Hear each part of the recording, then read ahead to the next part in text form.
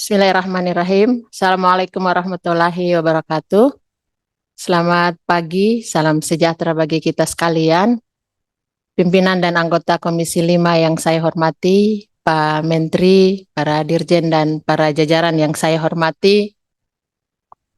Rapat hari ini saya mewakili fraksi PKS menyampaikan beberapa catatan Pak Menteri. Untuk konteks rapat hari ini, tentang transmigrasi dan persoalan berhubungan dengan kawasan hutan. Saya Dapil Maluku, Pak Menteri, dan dari Komisi 4 dalam beberapa kunjungan ataupun pertemuan dengan masyarakat, kita mengetahui sungguh bahwa dari ujung Sumatera sampai ujung Papua, di sana ada masyarakat transmigrasi dan penyumbang produksi tanaman pangan paling besar berada di kawasan transmigrasi. Sehingga jika ada daerah-daerah yang memprioritaskan lumbung pangannya, otomatis itu ada pada sektor tanaman pangan yang itu berada pada kawasan transmigrasi. Saya ikuti apa yang Bapak programkan, salah satu unggulannya adalah tuntas ya Pak. Maka hari ini persoalan nasional bagi kami, dan oleh karena itu saya menyandingkan dengan regulasi yang sekarang disusun di Komisi 4, yaitu revisi Undang-Undang 41 tahun 99, yang itu adalah sumber dari persoalan hari ini. Ya, disebutkan bahwa fungsi hutan sebagai hutan lindung, kawasan konservasi, dan kawasan produksi. Pasal 17 mengatur tentang penunjukan kawasan hutan, Pak. Permasalahannya adalah kawasan transmigrasi itu lebih dulu ditetapkan dari penunjukan kawasan hutan.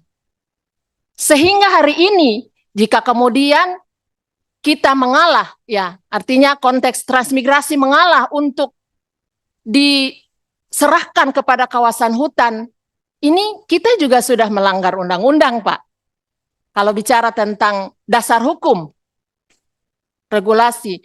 Nah, di Undang-Undang Transmigrasi sendiri, ya Undang-Undang 29 tahun 2009 disebutkan hak atas tanah bagi transmigran diberikan dalam bentuk hak milik setelah memenuhi persyaratan tertentu.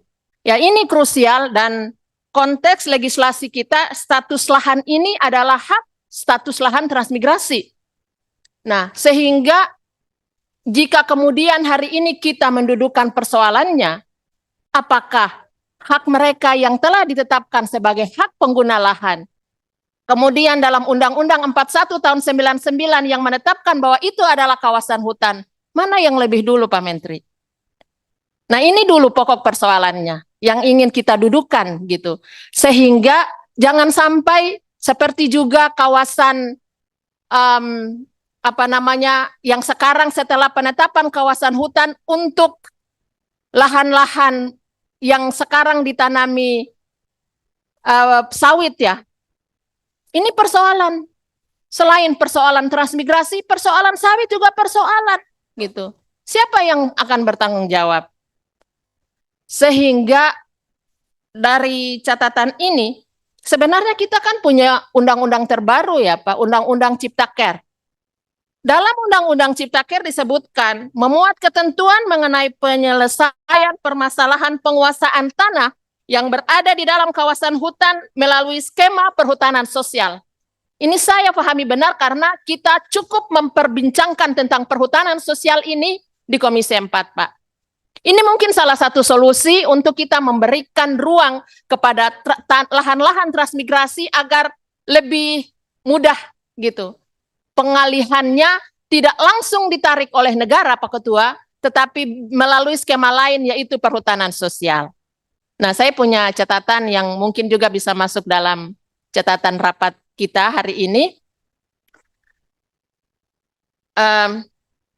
Kami memandang perlu pendekatan yang komprehensif dan kolaboratif dari berbagai pihak dan Kementerian Transmigrasi sebagai leading sektor agar mampu mempercepat inventarisir dan identifikasi kawasan transmigrasi di dalam hutan dan berkoordinasi lintas sektor yang lebih efektif antar berbagai kementerian, baik itu Kementerian Perhutanan, Kemendes PDT, Kementerian Agraria, dan juga dengan pemerintah daerah. Saya ambil salah satu case ya Pak di Maluku. Beberapa masukan disampaikan oleh transmigran yang ada di sana bahwa sudah lebih dari 50 tahun. tahun 1973 ada ditransmigrasikan ke Maluku. Sampai hari ini ada beberapa keluarga yang belum mendapatkan sertifikat. Ada yang juga sudah lebih dari 70 tahun juga belum mendapatkan sertifikat. Ini mungkin momentumnya agar persoalan-persoalan yang juga diatur di dalam undang-undang transmigrasi ini juga bisa kita berikan hak kepada para transmigran. Di satu sisi, Pak Menteri, persoalan bukan saja antara pemerintah, antara transmigran dengan pemerintah, tetapi dengan masyarakat adat. Masyarakat adat di beberapa yang dulunya diakui bahwa mereka adalah pemilik lahan-lahan. Itu lahan-lahan yang hari ini ditempati oleh transmigran itu. Pemerintah mengalokasikan para transmigran itu ke area-area transmigrasi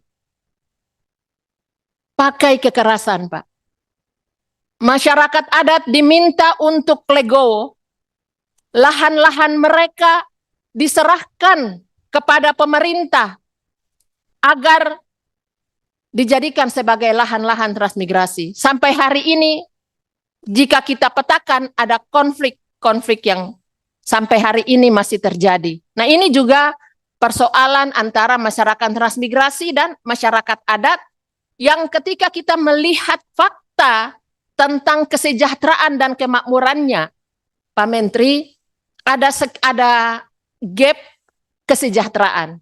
Sehingga mungkin catatan dan masukan saya ketika ada menteri khusus, menteri transmigrasi, ini bisa dibuat satu mungkin pola agar masyarakat transmigrasi bisa menjadi semacam bapak asuh kepada masyarakat lokal yang punya lahan tidurnya masih banyak sekitar kawasan-kawasan transmigrasi, agar juga mereka yang berada di kawasan-kawasan yang sebenarnya punya hak penuh atas lahan ini juga bisa mendapatkan kesejahteraan yang sama.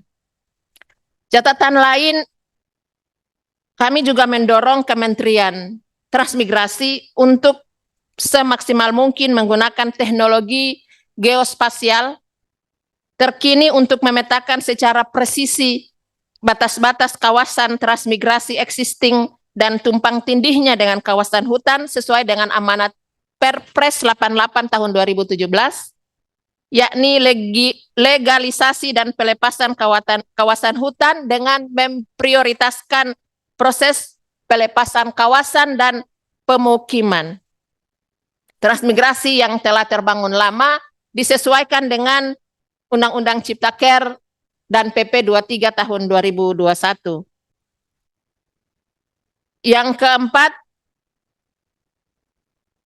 kami juga meminta agar ada harmonisasi regulasi dan kebijakan dengan mereview dan mengharmonisasikan peraturan perundang-undangan terkait ketransmigrasian ini, kemudian juga kehutanan dan agraria, untuk menghilangkan tumpang tindih dan inkonsistensi yang menjadi akar masalah, Pak. Terutama antara undang-undang kehutanan yang saya sebutkan tadi, undang-undang ketransmigrasian, serta undang-undang agraria.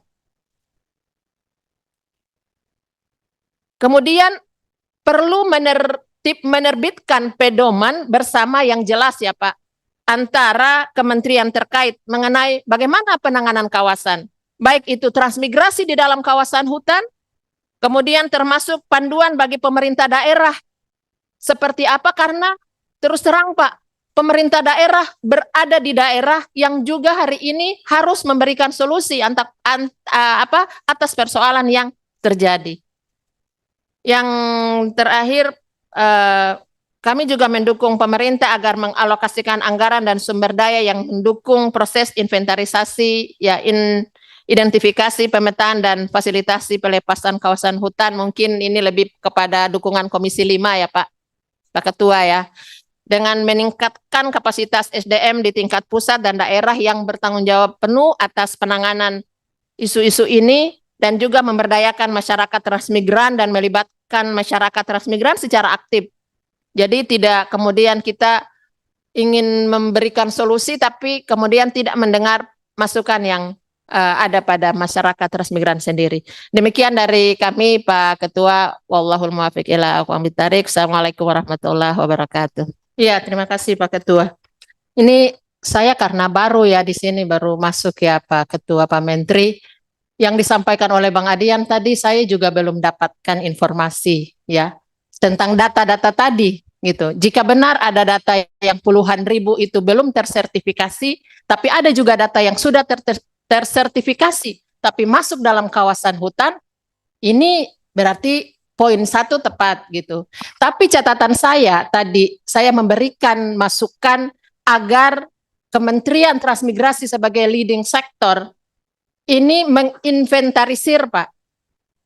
Ya, dan ini belum masuk di dalam kesimpulan kita gitu. Sehingga dari inventarisasi itu kita jadi tahu berapa